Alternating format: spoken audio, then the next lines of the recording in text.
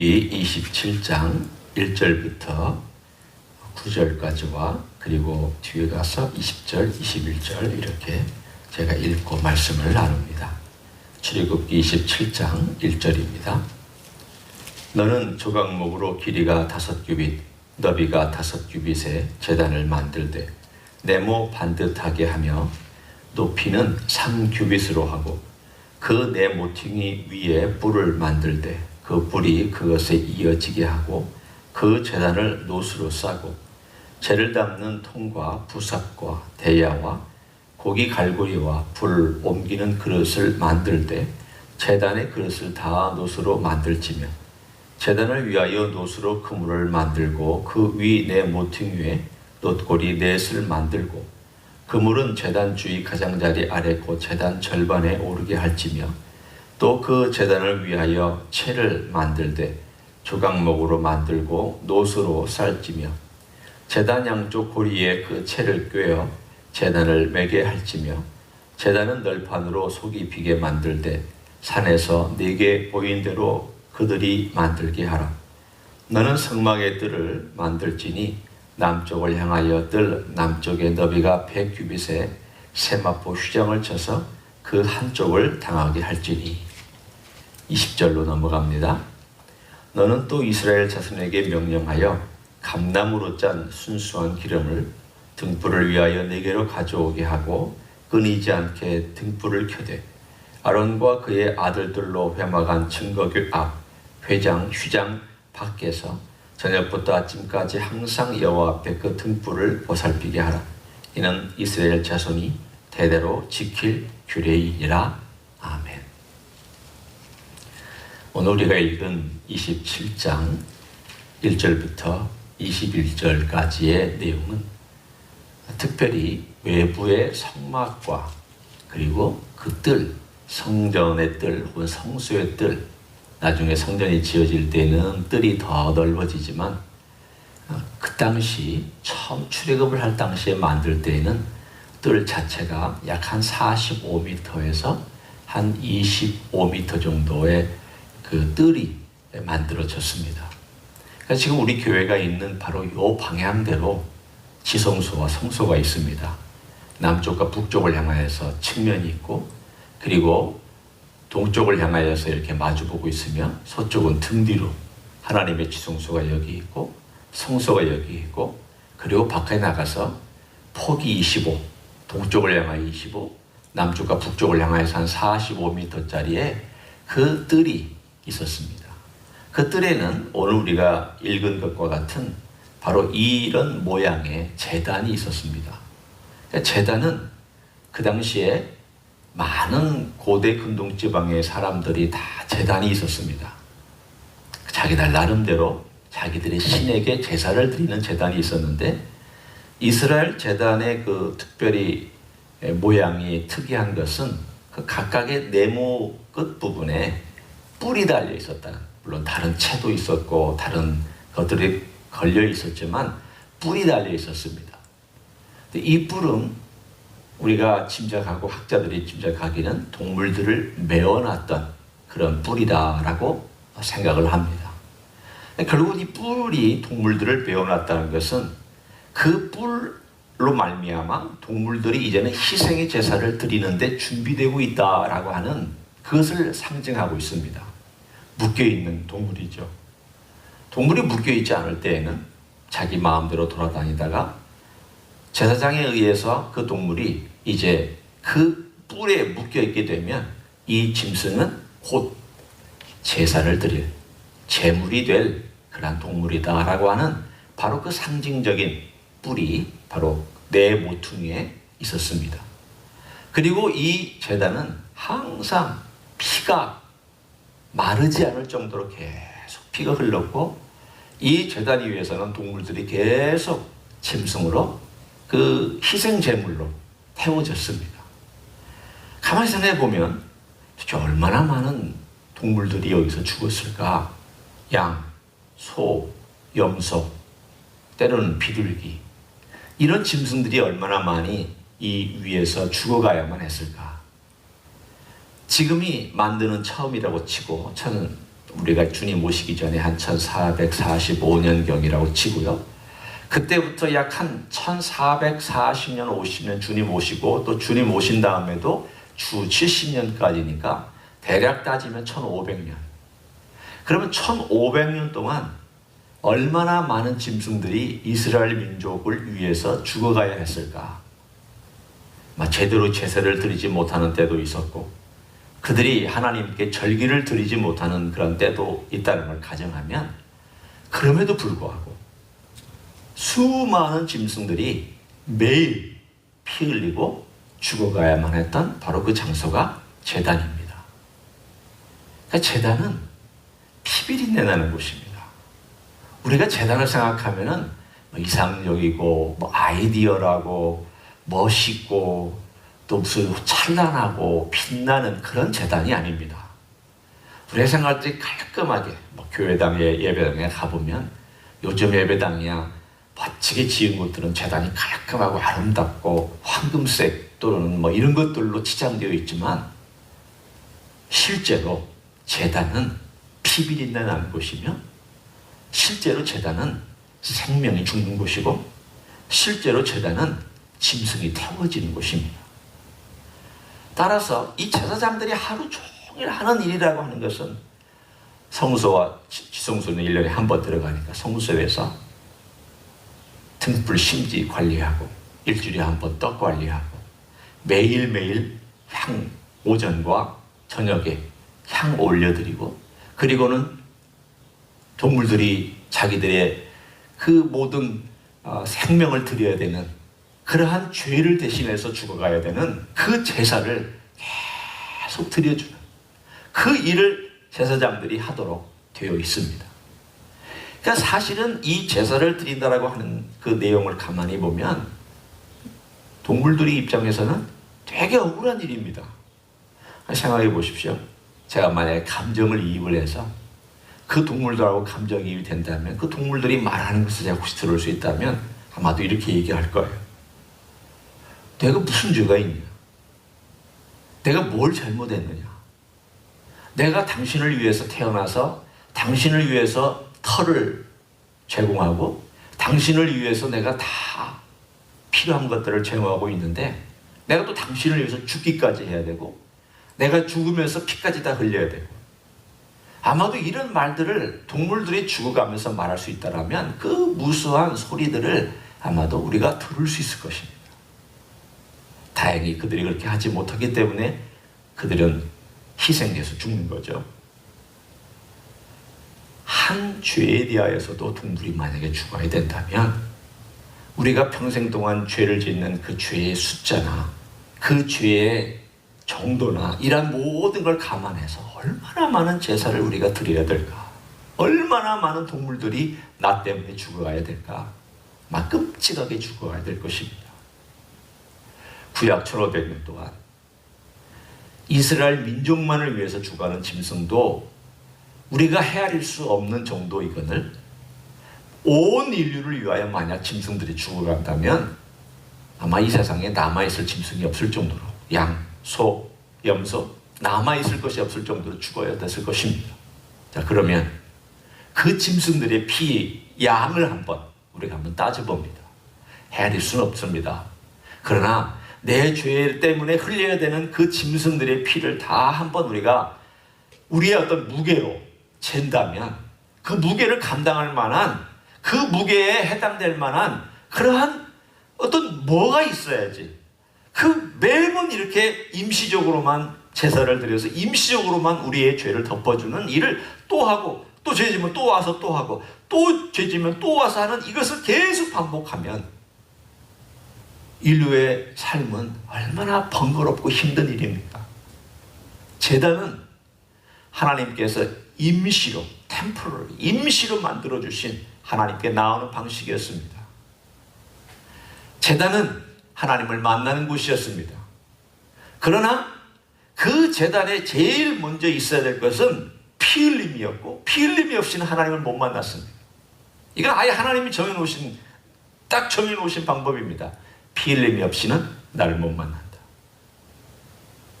그러면 동물이 피 흘려야 하나님과 내가 만날 수 있습니다. 매번 그렇게 해야 됩니다. 매번 갈 때마다. 하나님의 성소와 지성소를 가는데 동물을 안 갖고 간다? No. 입장이 안 됩니다. 입장권.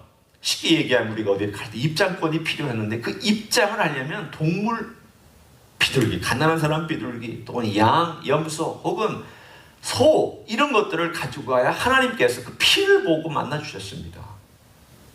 그러면 이 피를 보고 만나는 일이 매번 반복될 때마다 그 일을 하는 제사장이나 또 그것을 가져오는 이스라엘 사람이나 얼마나 힘들고 어려운 과정들 속에서 그 일을 했겠습니까?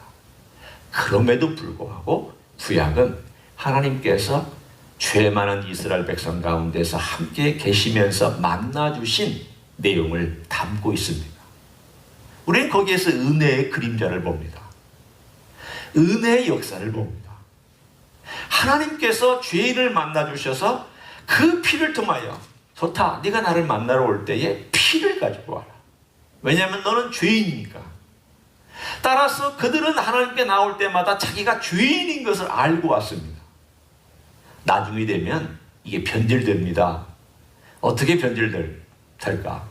그들의 변질은 이제 내가 이 재물을 가지고 와서 하나님을 만족시켜드리면 하나님이 나에게 어려운 일 당하지 않게 하고 복을 줄 거야. 그래서 이방 신상들이 하는 개념을 가지고 제사를 드렸습니다. 이방 신상에서 이방인들이 하는 제사의 개념은 딱 그것입니다. 분노를 누그러뜨리고 나에게 복을 주는 일을 하도록 만족시켜드리고 화를 누그러뜨려드리며 어떻게 하든지 나에게 복을 주는 그러한 신을 기쁘게 해주는, 그래서 내가 얻을 것 얻어내는 이 개념이 이방 신상입니다. 그러나 그것이 이스라엘 민족들이 드려야 될 제사의 문제가 가장 중요한 개념이 아닙니다. 이스라엘 민족에게서는 하나님과 만나서 교제하기 위해서는 피를, 용서를 받아야 된다. 이게 첫 번째입니다. 용서받아야 된다. 피가 흘려져야 된다. 그 용서받은 너가 나와 사귈 수 있다. 어디서 사귀었을까요? 바로 뜰에서 사귀었습니다. 성소는 제사장만 들어갑니다. 지성소는 대제사장만 1년에 들어갑니다. 성소는 바로 제사를 드리는 사람들이 와 있을 수 있는 곳입니다. 거기서 동물에게 안수합니다. 그리고 동물이 제사로 드려집니다. 5가지 제사 제도가 있지만 나중에 우리가 그걸 살펴볼 테니까 오늘 이 아침에 중요한 개념은 용서가 있어야 교제가 있고 피가 있어야 교제가 있었습니다. 피가 있어야 생명이 살아나고 생명은 생명으로 살리게 되어 있고 그 다음 죽음은 죽음을 대신하게 되어 있습니다. 이게 정확하게 성소와 지성소와 제단을 지은 하나님의 목적입니다. 대신해라. 대체해라. 너의 죽음을 대체해라. 너의 죄를 대신해라. 네 흘릴 피를 대신하게 하라. 거기서 내가 너를 만난다. 자, 이제 이것을 가지고 우리가 신약으로 옵니다. 신약으로 와서 우리가 알고 있는 가장 중요한 개념, 이게 그림자요, 이게 모형이라면 이 그림자와 모형들을 완벽하게 이룰 수 있는 원형이 있어야 됩니다. 그럼 이 원형은 모든 조건을 만족시켜 줄 수 있어야 돼요. 자, 한번 제가 초반에 얘기를 했으니까 한번 따져봐요. 이 모든 짐승들의 피의 분량을 능히 감당할 만한 피가 있어야 돼요. 능히 이 짐승들의 피를 감당할 정도면 그 죄 정도가 얼마나 많은지를 얘기하고 있는 내용이에요. 짐승들의 피가 이만큼이다. 그 말은 뭘까요? 결국은 우리들의 죄의 분량이 이만큼이라는 거고 그 무게가 그만큼이라는 거고 그 질적인 거나 양적인 모든 면이 감히 상상하지 못할 정도다, 이 뜻입니다. 그러면 이 모든 것들을 다 상쇄하고 받아낼 만한 그러한 피가 흘려져야 하나님이 보시고 오케이, 쌍이 떨어져야 됩니다. 하나님이 오케이 쌍이 떨어지지 아니하면 하나님께 나아갈 수 없습니다. 그것을 누가 할 수 있을까요? 인간이 못하죠. 죄인인 인간이 아니 내 죄도 지금 감당하지 못하고 내 코가 석잔데 내가 남의 죄를 위하여서 무슨 일을 한다고요? 인간이 그렇게 할 수 없습니다. 그러니까 불가능합니다. 말도 안 됩니다. 결국 하나님께서 하나님의 아들 예수 그리스도를 이 땅에 보내셔야만 했던 가장 중요한 핵심은 아무 인간도 구원할 자가 없기 때문에 우리 하나님 말씀하셨습니다. 천하의 사람 중에 구원받을 만한 다른 이름을 주신 적이 없다. 주실 수도 없거니와 한 분 하나님의 아들 외에는 주실 수도 없거니와 주신 적도 없습니다. 왜? 죄를 감당할 수가 없으니까. 그러나 모든 죄를 다 감당한 하나님의 아들 예수 그리스도의 피가 십자가에서 흘려지고 그가 채찍에 맞음으로 흘리고 또 피를 다 흘림으로 십자가에서 흘리는 그 피가 있어야 하나님과 교제가 됩니다. 피가 있어야 하나님을 만납니다. 예수님의 생명이 있어야 우리의 생명이 대신 삽니다. 그분이 죄를 대신 졌어야 우리의 죄가 용서를 받습니다. 그분이 죽음을 죽으셨어야 내가 죽음을 면합니다. 모든 것이 다 대신하게 되어 있습니다. 하나님의 원리는 대체하고 대신하게 되어 있는 그 원리가 여기에 제단이 있었다면 예수 그리스도가 이 땅에 오신 것도 다 그 원리입니다. 대신하고 대체하게 되어 있습니다. 내가 죽을 자리 대신 죽으시고 내가 지을 죄짐 대신 지으시고 내가 가야 될 모든 심판의 것들 주님 다 대신하고 대체하셨습니다. 결국 피가 있어야 하나님께로 갑니다. 오늘 우리는 여기에서 하나님과의 교제를 할 때에 늘 100% 항상 잊지 말아야 될 거 있습니다. 피 없이는 하나님 만나지 못합니다. 예수 그리스도의 보혈 없이는 하나님 만나지 못합니다. 예수님의 보혈은 용서만을 위해서 있는 게 아닙니다. 용서는 당연한 것이고요. 그 용서를 통과해서 가서 하나님과의 교제를 하기 위하여 날마다 우리가 잊지 않고 바라봐야 될, 의지해야 될 가장 중요한 단 하나의 것, 예수 그리스도의 보혈인 줄로 믿습니다. 오늘 하루 우리 주님의 보혈이 어떤 것인지 구약을 보면서 깊이 묵상하시기를 원합니다. 하나님께서 딱 정해놓으신 길 우리 주님 피 흘려주셨고 그 흘리신 보혈을 통과해서 오늘도 우리가 아버지를 만나고 교제합니다. 거기서 떡을 떼고 거기서 주님의 은혜를 생각합니다. 그곳은 잔인한 곳이었고 피비린내난 곳이었습니다. 십자가는 거칩니다. 그러나 이 거친 십자가 때문에 우리가 살았고 거친 십자가 때문에 구원받았습니다. 내 죄가 용서받고 오늘도 또 용서를 받을 것입니다. 그러한 놀라운 주님의 보혈이 흘린 제단 십자가를 오늘도 생각하시며 오늘 하루 걸어갈 때에 주님과 함께 동행하시는 여러분 되시기를 예수님의 이름으로 간절히 축원합니다. 기도하시겠습니다. 감사합니다. 제단이 있었습니다. 거기에는 무수한 동물의 피가 흘려졌고 그들의 몸이 그들의 살이 불태워졌습니다. 피 없이는 하나님께서 우리를 만나주시지 않았습니다.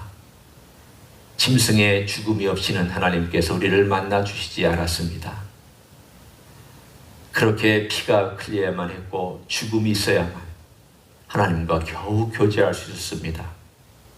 그런데 이 모든 것들 그림자처럼 말씀해 주신 하나님께서 우리에게 예수님을 보내주셔서 이제는 짐승의 피가 아닌 예수님의 피를 의지하여 아버지께로 나아갈 수 있게 해주신 것 감사를 드립니다.